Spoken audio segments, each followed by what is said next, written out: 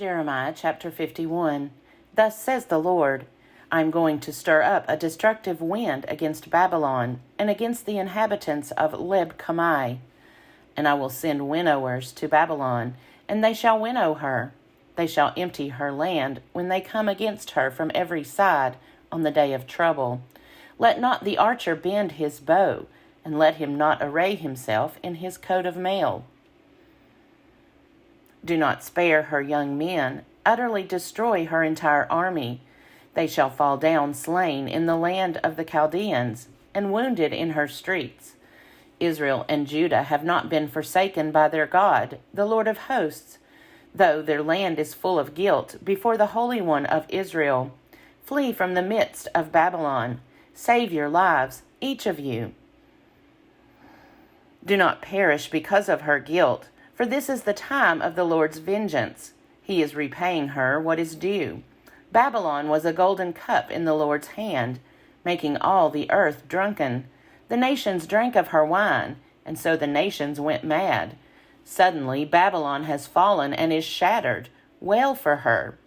Bring balm for her wound. Perhaps she may be healed. We tried to heal Babylon, but she could not be healed. Forsake her, and let each of us go to our own country. For her judgment has reached up to heaven, and has been lifted up even to the skies. The Lord has brought forth our vindication. Come, let us declare in Zion the work of the Lord our God. Sharpen the arrows, feel the quivers. The Lord has stirred up the spirit of the kings of the Medes, because his purpose concerning Babylon is to destroy it. For that is the vengeance of the Lord, vengeance for his temple. Raise a standard against the walls of Babylon. Make the watch strong. Post sentinels. Prepare the ambushes. For the Lord has both planned and done what he spoke concerning the inhabitants of Babylon. You who live by mighty waters, rich in treasures, your end has come. The thread of your life is cut. The Lord of hosts has sworn by himself. Surely I will fill you with troops like a swarm of locusts, and they shall raise a shout of victory over you. It is he who made the earth by his power, who established the world by his wisdom, and by his understanding stretched out the heavens. When he utters his voice, there is a tumult of waters in the heavens, and he makes the mist rise from the ends of the earth. He makes lightnings for the rain, and he brings out the wind from his storehouses. Everyone is stupid and without knowledge. Goldsmiths are all put to shame by their idols, for their images are false, and there is no breath in them. They are worthless, a work of delusion. At the time of their punishment they shall perish.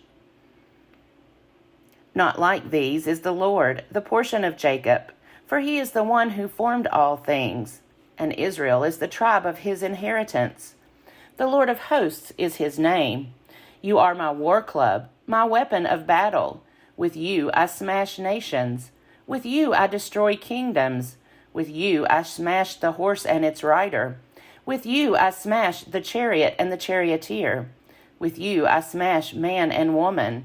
With you I smash the old man and the boy. With you I smash the young man and the girl. With you I smash shepherds and their flocks. With you I smash farmers and their teams. With you I smash governors and deputies. I will repay Babylon and all the inhabitants of Chaldea before your very eyes for all the wrong that they have done in Zion, says the Lord. I am against you, O destroying mountain, says the Lord, that destroys the whole earth. I will stretch out my hand against you and roll you down from the crags and make you a burned-out mountain. No stone shall be taken from you for a corner, and no stone for a foundation, but you shall be a perpetual waste, says the Lord. Raise a standard in the land, blow the trumpet among the nations. Prepare the nations for war against her. Summon against her the kingdoms, Ararat, Minni, and Ashkenaz. Appoint a marshal against her. Bring up horses like bristling locusts.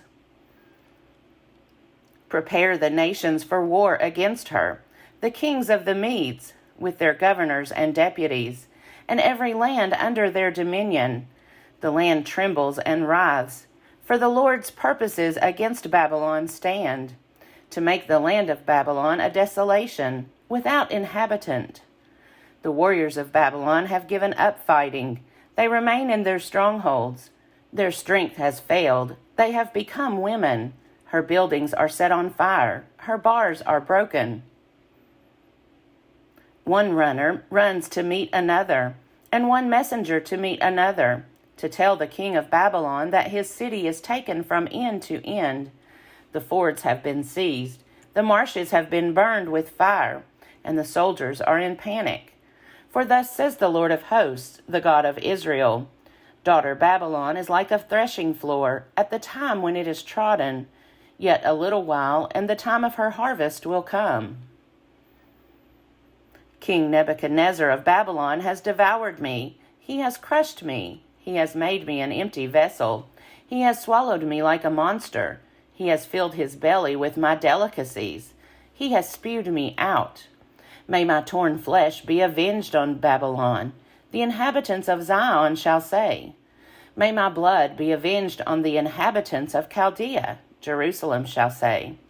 Therefore, thus says the Lord, I am going to defend your cause and take vengeance for you. I will dry up her sea and make her fountain dry, and Babylon shall become a heap of ruins, a den of jackals, an object of horror and of hissing, without inhabitant. Like lions they shall roar together, they shall growl like lions' whelps. When they are inflamed, I will set out their drink and make them drunk, until they become merry, and then sleep a perpetual sleep, and never wake, says the Lord. I will bring them down like lambs to the slaughter, like rams and goats. How Shishak is taken, the pride of the whole earth seized. How Babylon has become an object of horror among the nations. The sea has risen over Babylon. She has been covered by its tumultuous waves. Her cities have become an object of horror, a land of drought and a desert, a land in which no one lives, and through which no mortal passes. I will punish Baal in Babylon, and make him disgorge what he has swallowed. The nations shall no longer stream to him. The wall of Babylon has fallen. Come out of her, my people. Save your lives, each of you, from the fierce anger of the Lord. Do not be faint-hearted or fearful at the rumors heard in the land. 1 year, one rumor comes, the next year another, rumors of violence in the land, and of ruler against ruler. Assuredly, the days are coming when I will punish the images of Babylon. Her whole land shall be put to shame, and all her slain shall fall in her midst. Then the heavens and the earth, and all that is in them, shall shout for joy over Babylon. For the destroyers shall come against them out of the north, says the Lord. Babylon must fall for the slain of Israel, as the slain of all the earth have fallen because of Babylon. You survivors of the sword, go, do not linger. Remember the Lord in a distant land, and let Jerusalem come into your mind. We are put to shame, for we have heard insults. Dishonor has covered our face, for aliens have come into the holy places of the Lord's house. Therefore the time is surely coming, says the Lord, when I will punish her idols, and through all her land the wounded shall groan.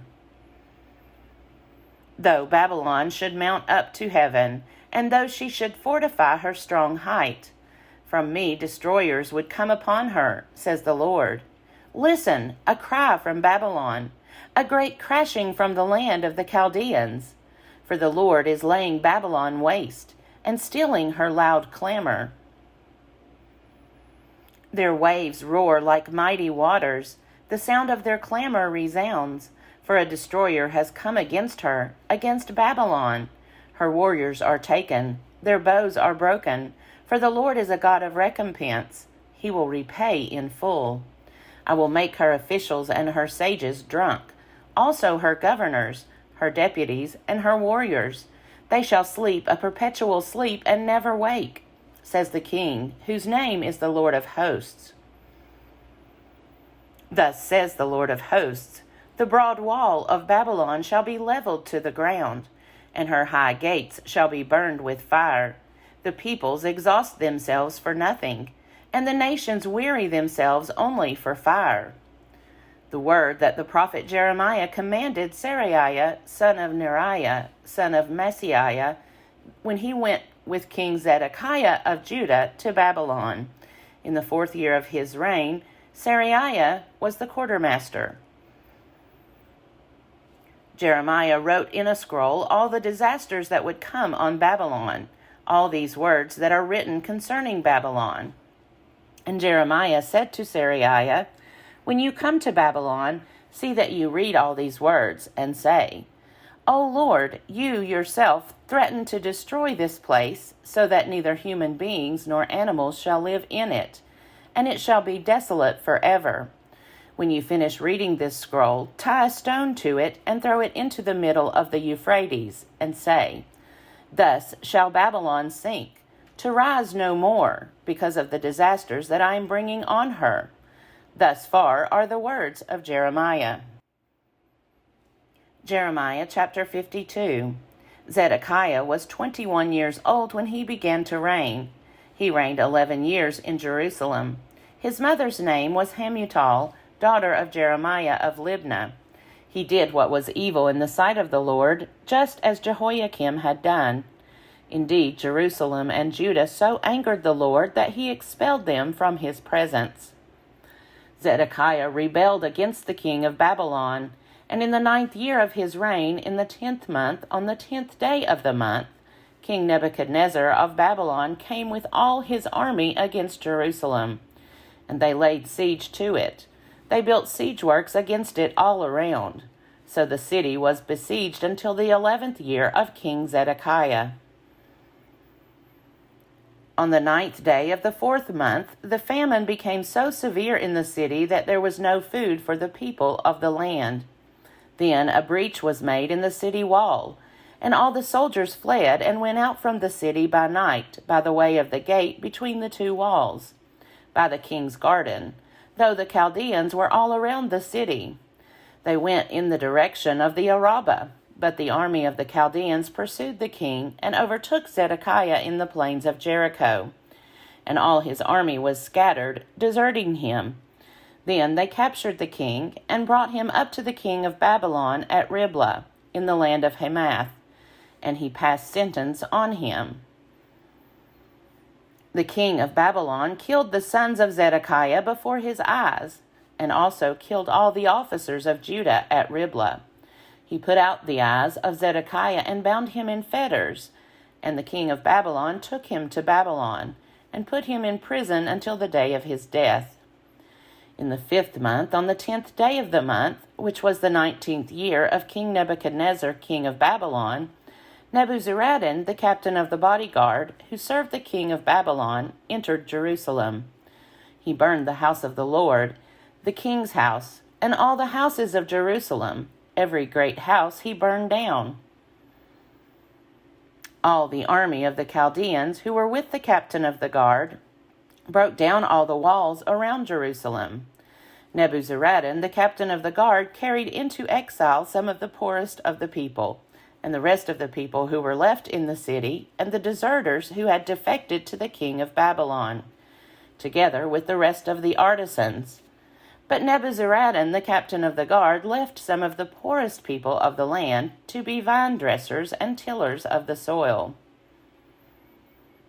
The pillars of bronze that were in the house of the Lord, and the stands and the bronze sea that were in the house of the Lord, the Chaldeans broke in pieces, and carried all the bronze to Babylon. They took away the pots, the shovels, the snuffers, the basins, the ladles, and all the vessels of bronze used in the temple service.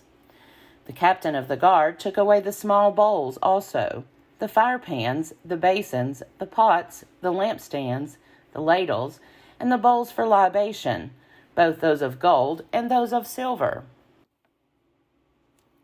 As for the 2 pillars, the one sea, the 12 bronze bulls that were under the sea, and the stands which King Solomon had made for the house of the Lord, the bronze of all these vessels was beyond weighing. As for the pillars, the height of the one pillar was 18 cubits. Its circumference was 12 cubits. It was hollow, and its thickness was 4 fingers. Upon it was a capital of bronze. The height of the capital was 5 cubits. Latticework and pomegranates, all of bronze, encircled the top of the capital. And the second pillar had the same, with pomegranates. There were 96 pomegranates on the sides. All the pomegranates encircling the latticework numbered 100. The captain of the guard took the chief priest Seraiah, the second priest Zephaniah, and the 3 guardians of the threshold. And from the city he took an officer who had been in command of the soldiers, and 7 men of the king's council who were found in the city, the secretary of the commander of the army who mustered the people of the land, and 60 men of the people of the land who were found inside the city. Then Nebuzaradan, the captain of the guard, took them and brought them to the king of Babylon at Riblah. And the king of Babylon struck them down and put them to death at Riblah in the land of Hamath. So Judah went into exile out of its land. This is the number of the people whom Nebuchadnezzar took into exile. In the 7th year, 3,023 Judeans. In the 18th year of Nebuchadnezzar, he took into exile from Jerusalem 832 persons. In the 23rd year of Nebuchadnezzar, Nebuzaradan, the captain of the guard, took into exile of the Judeans 745 persons. All the persons were 4,600. In the 37th year of the exile of King Jehoiachin of Judah, in the 12th month, on the 25th day of the month, King Evil-Merodach of Babylon, in the year he began to reign, showed favor to King Jehoiachin of Judah, and brought him out of prison. He spoke kindly to him, and gave him a seat above the seats of the other kings who were with him in Babylon. So Jehoiachin put aside his prison clothes, and every day of his life he dined regularly at the king's table. For his allowance, a regular daily allowance was given him by the king of Babylon, as long as he lived, up to the day of his death.